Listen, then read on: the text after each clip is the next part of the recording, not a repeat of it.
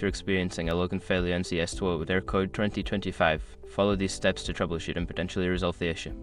Step 1. Check your internet connection. Ensure that your internet connection is stable and working properly. You can do this by trying to access other websites or online services. If your connection is unstable, try restarting your router or connecting to a different network. Step 2. Verify game files. Open your game client and navigate to the settings or properties for CS2. Look for an option to verify the integrity of game files. This process will check for any corrupted or missing files and replace them as needed. Step 3. Update the game. Make sure that CS2 is updated to the latest version. Check for any available updates in your game client and install them. An outdated version may cause login issues. Step 4. Clear cache and cookies.